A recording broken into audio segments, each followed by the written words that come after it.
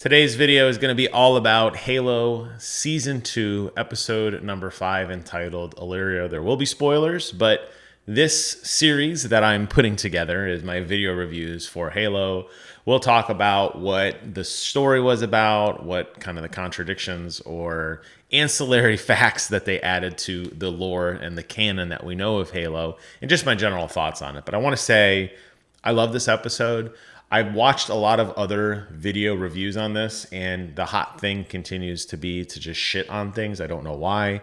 But I thought this was actually really well done. I think it dealt a lot with the loss and the humanity of what it meant to be a Spartan, something that was touched on ever so briefly at the end of Halo 4. That scene with Chief and Lasky at the very end of Halo 4, after Cortana is gone, was really, I felt a lot of those vibes in this episode, and I can't help but feel the writers kind of went back to that scene and tried to extrapolate some of it for TV, because there was a lot of that in this episode. I say the biggest criticism right off the bat had to be that the fall of Reach itself was mostly done off screen and ended very quickly. I can't stress enough in the Halo lore and the canon, the original kind of timeline, how important the fall of Reach really is. Obviously, you had a whole game based on it. First of all, one of the most cherished of all the Halo games, Halo Reach. But a lot of stories came from that event. Some of the fighting that went on and kind of the last-ditch efforts of the UNSC to fight back. The idea that, humanity's kind of last stand and seemingly the end of everything quickly turned on a dime with the discovery of Halo, which was, it all tied into Reach, right? We didn't get a lot of that here. Unfortunately, a lot of the fighting was done the last episode, I suspect for budget reasons, because it's probably a lot of money to kind of put all that stuff together. But we did get to see the glass beam starting to come down, which looked amazing. That beam that was just kind of systematically destroying the planet. We also got to see a Brute up close, which was really cool. Brute drops down from the ceiling. You got to see how giant a gravity hammer really is, how he could seemingly take out everybody except for obviously a missile barrage from another ship. But even then, it took him a little bit of time to go down. That was really cool. I believe, if I am not mistaken, that was our first appearance of a Brute in the show. The Brutes themselves play a very pivotal role in Halo 2 in the Great Schism, where there's kind of a Covenant civil war. I don't think the show is going to even entertain or show any of that, and I'll explain why in a moment when we talk about the Arbiter. But needless to say, it was nice to see that Brutes do exist. They're going to probably be used very sparingly if they are on the show, and they're probably going to be kind of like the big heavy units, right, that you would expect to see, like a Hunter, for example. It's probably like, I feel like the show has kind of made Brutes kind of on par with Hunters in terms of just raw power and just aggression. So really cool to see them. Unfortunately, we do kind of, that's kind of the end of Reach. There's a very small scene which has major ramifications with Riz running back after the Soren's wife basically picks them up to free them. UNSC is long gone, right? They don't care. They've abandoned the planet. But Riz runs back in to grab Vanek's body. They never said the phrase, Spartans never die. That was a really big kind of speech, like phrase that they used a lot in Halo 3's campaign, the Believe campaign, where, Spartans can never be listed as KIA, only MIA, because Spartans never die. They didn't mention that per se, but this was probably their nod to that even though there's death and decay and bodies everywhere, we can't leave one of our guys behind. And while emotional and cool that scene was, as Riz running back with Vanek's corpse on her shoulders, she gets shot on the back. It was just a very cool, like, framed scene.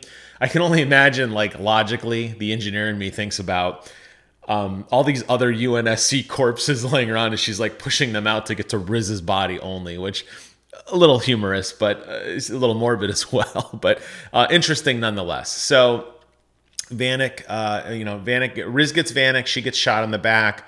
Chief has already been shot at the end of the last episode, so our heroes are basically down for the count. Kai is still MIA at this point. We don't know where she is. And there was, they go to this new planet. They kind of had this kind of nonsensical thing with trying to find Soren's kid. I suspect Kessler's gonna turn into a Spartan 3. It just seems like that's the most natural thing for him to do. There's a whole tangent about them finding the kid and the lengths that the parents are willing to go to. There were some good scenes in there about Soren starting to grieve and understand. He does break down a little bit emotionally at the end of the episode when they realize that the kid that they thought they were going for isn't actually their kid. I don't guess like a paperwork error. I don't know. It kind of alluded to me that the shopkeeper gave them the wrong information. I didn't think it was malicious, but they kind of like reframed that at the very end that it was malicious. I'm not really sure. We'll see where Kessler's story goes and where Soren goes with that. But it was nice to see Soren kind of break down a little bit because he's kind of, as his wife pointed out, he's always kind of run away from danger. So the fact that he had to meet it head on and face this adversity with his wife was really, really cool. I did enjoy that. There was a whole big scene with Vanek's burial, which I really liked. You saw how standoffish Chief was. This is the way I would expect him to be actually in canon. So it was nice to see that nod to kind of the original vision of the Master Chief, this strong, silent, stoic type. He says that basically Vanek's dead. Vanek was dead at 6. Halsey says Vanek's his last name and where he came from, and Chief says that's not Vanek. Vanek died. Vanek 134, that's all we know, and he died, and I will be his weapon. I will be his weapon. And I thought that was a really, really cool scene. It only hardens Chief to continue to fight even more. When you see all those posters on the wall in the background and you see all the stuff that says this is why we fight and they have pictures of the Master Chief, that is the legend of the Spartan program, and that's the embodiment of that Spartan fighting spirit. They never stop, they never surrender, they never die. That's why he is by name called the Demon, not Spartans as the Demon. The Master Chief is called the Demon by the Covenant because he fights relentlessly and without quit. He just never stops. So even though he's sore, he's hurt, he could barely walk, give me a weapon, I'm going to fight. And I love that embodiment of him.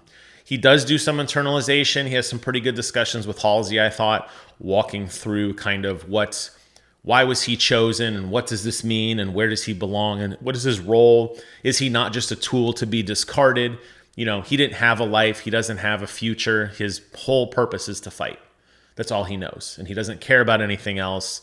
He doesn't want to grieve. He wants to get back there and fight. And I think at Vanek's eulogy, he says, I'm going to go find the people that killed you and I'm going to kill them. Like that's how he nods to a friend, not like, hey, you were a great soldier, I'll miss you, whatever. No, that's how Chief retaliates and internalizes that process. Although there was some sprinkling in there of the humanity discussion as well, which, like I said, a really good nod to Halo 4, which I really did enjoy as well.